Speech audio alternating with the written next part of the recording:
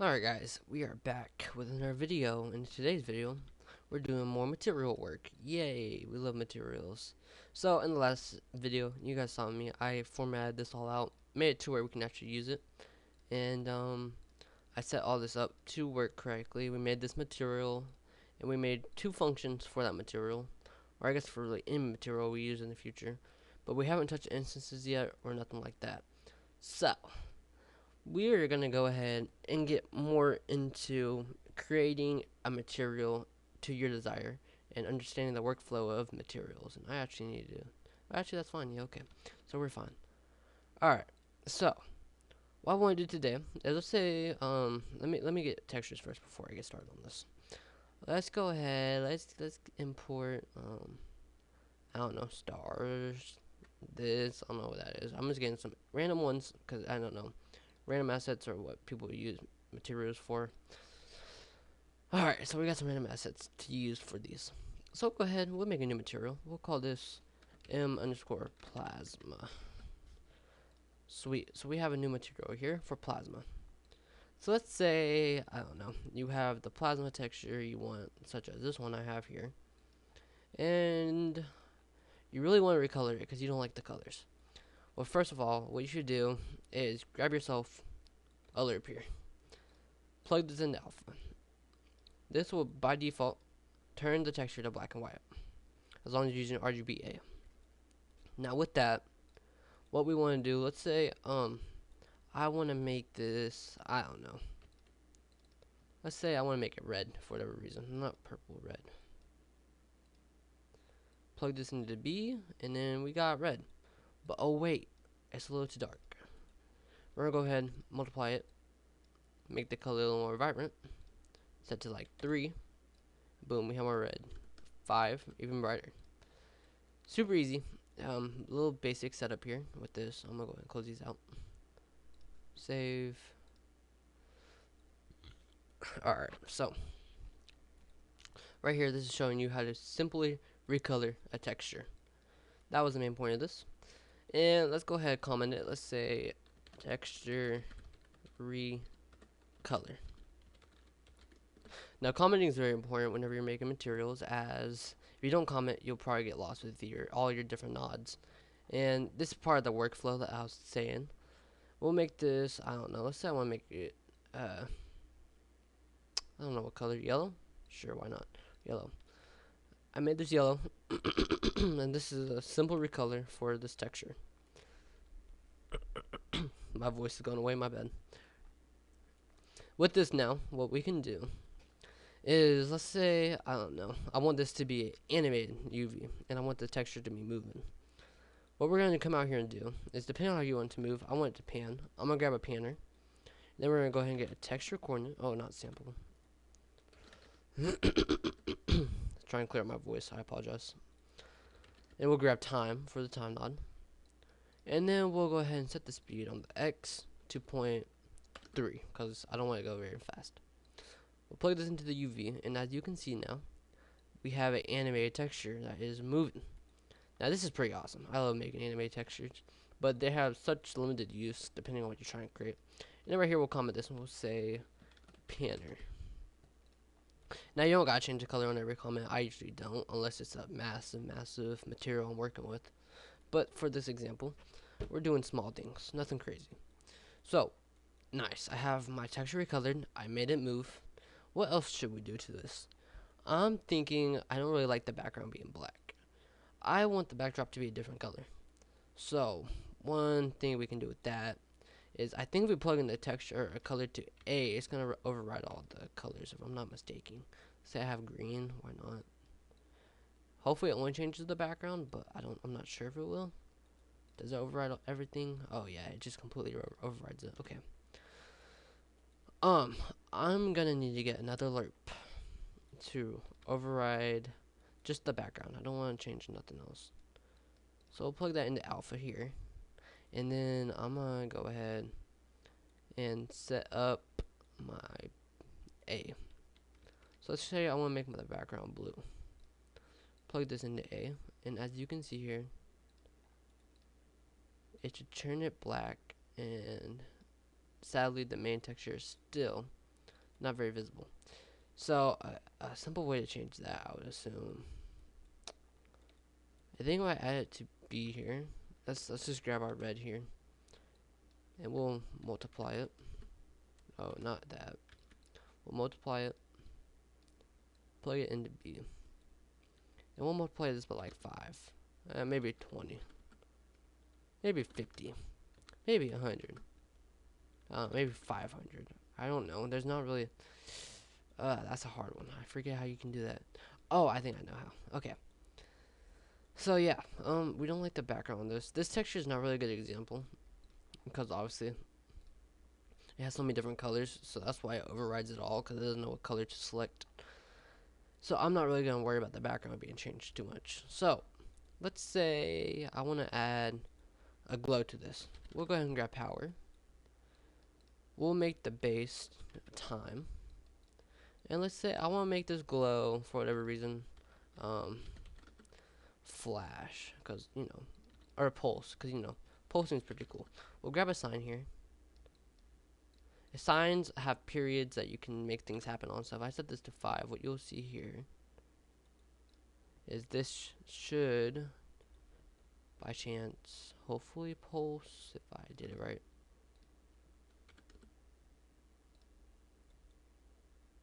It should be pulsing any second. No.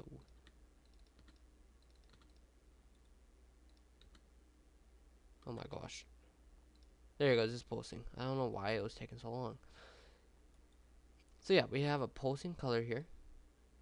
I'm not trying to select all that. There we go. We'll drag this up here. So this is a pulsing color. Now, what we can do using that is we can in fact have another lerp over here. And we can drag this into alpha, or into B. I should be able to add this to A. And it just completely overrides the whole material. And we can lerp this into a whole different color over here. We'll grab a vector and we'll make it, let's say I want to make it flash blue to I don't know, why not. So there it is, flash and blue, and we'll plug this into A.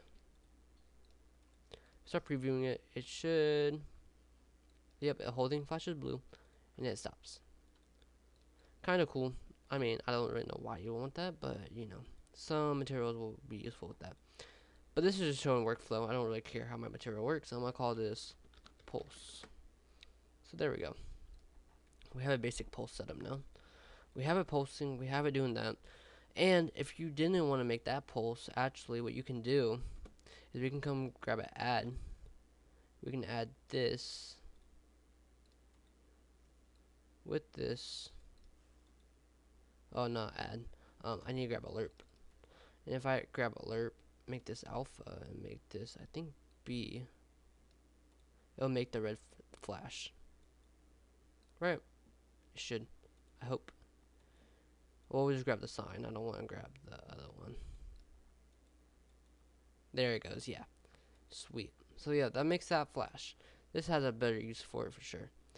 And then, coming off of there, what I can do now is, since I want to make a flash, this color doesn't matter no more. We can come out here and we can just drag this up to here into my comment. And we can add color to it. So we can pass it through a vector. And then lerp it together again, since now we have this as alpha.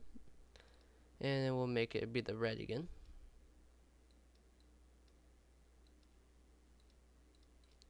Drag this out to B. And we should see it should be red and pulsing. Yep, there it is. And then, like I said, we have to multiply it because it's not very bright. Connect that to B. Boom. Now, one fun thing I like to do with whenever you're using different params like this is you can actually clamp them. What clamp does is it has a minimum and maximum value for the different things. So let's say I want to make this have only a maximum value of 1. It should in fact only have 1. But then if I set this up to 5, it should be able to go up to 5 now. Yeah, you can see the difference. We'll go ahead and save that up. And now we have a clamp to customize how much I want to have this. And this is really useful in case you have param set. Like if I set param here for the multiply pulse, and I have a param set here, I don't want them to go over 5. And it goes over 5, the clamp will automatically lock it at 5, and it won't apply any number over 5. So I type in like 100 in here, it should. Oh, what it actually did. C-mode clamp max minimum. Let's try minimum. There we go. Okay, the minimum will actually make it to where. Did I use clamps wrong? I don't know if I've been using them wrong. I don't know. I thought that's how they work. I guess not. Oops. Well, anyway. I think it maxes out the color, actually. I remember it maxes out something. I forgot how you use them. But anyway, we have a clamp there, and that can change the color. So if I max that out higher, this will limit most of it, but some of it will pass through, apparently. Anyways, continuing on. Let's say I want to make, man, what else is there I can do? We have a panner, we have a pulse. Let's say I want to add a Fresnel for an outer glow on it. This will be useful in the case that, expo.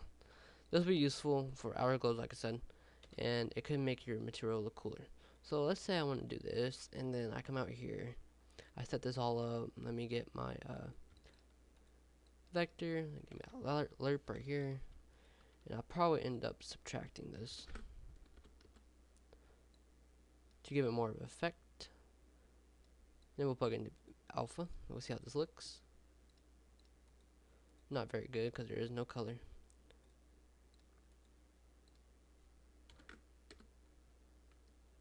Point 0.2, 0.5. As you can see, the outer glow is getting smaller and smaller with each one. We'll go with the 0.2 on it. And then we're going to lerp these together. So I want the outer glow to be red, as that's the main color we have going for this. Not pink, it's hard to get red. There we go. That's more like an orange red, but it should work. Now, if I come over here and preview, the outer glow is red. Sweet. So now, what I'm going to do is grab a lerp here, and we're going to add the two together. And this will be alpha. We preview it. I wonder if the pulse is affecting the outer glow. I don't see the outer glow working. Probably because I made it alpha. Break that. Add it to A. There we go. There we go. That's a lot better.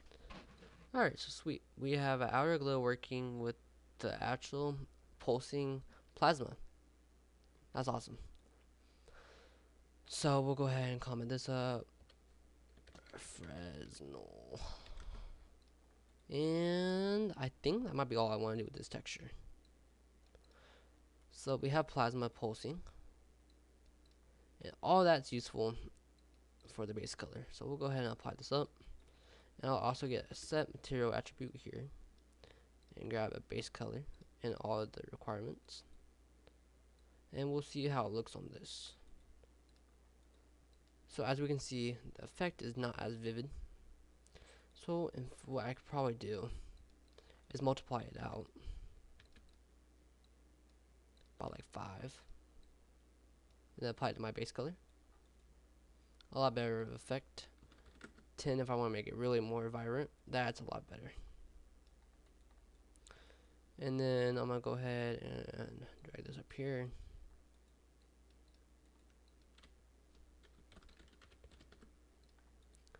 Preview right there. And then what I can do is drag this up here with this. And we can set everything how we want on this instead of the actual one in case you want to do that. I like doing this sometimes because I don't really feel like going through and changing everything on that one. So if I go ahead and take all that off, we got a really vivid effect. And then I gotta get material attribute. No, not get water. It's up here at the very top. We'll grab that. 1, 2, 3, 4. Plug it in. Drag them out. And this presets everything as we need. So if I stop previewing, the actual material should look almost the same. There we go. We got a cool looking effect. And actually, since we have the sign and the time and all that, the outer part has a little pulse going on with it too. So that's amazing. And there you have it. A pretty cool material. Now, my strong point is not just making up materials. I suck at it. Usually materials don't get this this crazy. I mean, I have a couple on my other one I made where they got crazy using different textures and all that, but super easy effects. And with that, I think that might be where we end this. I don't know. I was just trying to show off workflow. So I made it however I wanted, and it came out really well. I like it. So that's the main point of this. I just want to show you you can really do a lot with materials. You just gotta learn how it works, and that's what I'm here for. And don't get overwhelmed, because like all of this can make a really cool material, and it's not even that much. So yeah, I find it cool. I find it cool how you can do all this, and this all started from a blue. This is what started it. It was just a blue panning texture, and I made it red with outer glows and everything. It's really cool to see. So with that being said, hope you guys enjoyed this video. It might have been a little bit lengthy, but I'm sorry. Just want to get through it all and build a material with you guys and show you how I work, how my workflow is, and how I get through it, and how I decide like what I want. And I learn new things as I'm building, like the clamps. I really thought I did more. I thought I did something else. I don't know what I thought it did. I gotta go through and learn more about the clamps because I kind of forgot. But anyways, yeah, that's it. That's the easiest material right there set up. And if you really want to get crazy with it, I'm not trying to add more to the video. We could come down here and grab our texture we had. This, and actually, I'm just gonna grab it from over here with the lerp. Pull this out to here, and then we'll just pull out this color here, put the multiply onto it. And then for this is really cool because I can add a glow to it. We can multiply it out even more if we wanted to, and we'll bring this up here. And we'll just plug this into emissive. Oh, I'm missing a lot with this. We can't do it that easily. We gotta go pull out a different part of it. Where did we add the pulsing to? Right here. Sweet. That's why I make comments. We'll come down through here before we add the Fresnel, and we'll pull this out into a different lerp, and we'll multiply it and all that fun stuff. And I guess since it's lerped up, I don't really gotta do too much. I can just pull it out into a multiply. Multiply it however I want, and then we'll plug it into emissive, which is right here. If I multiply it times like 5, we have a lot more color going on, and it looks a lot more vibrant. So pretty cool, pretty cool. Super easy to do those type of changes, and not that it's just so easy once you start understanding the basics. I promise you guys, material building is fun. So anyway, enough rambling. That's it. I'm gonna let you guys go. I hope you have a great night, a great day, whatever it is, and I hope this video helped you guys learn something new today. Thank you guys for watching. I appreciate it. Let me know in the comments what else you guys would like to see. And with that, I'll see you guys next time.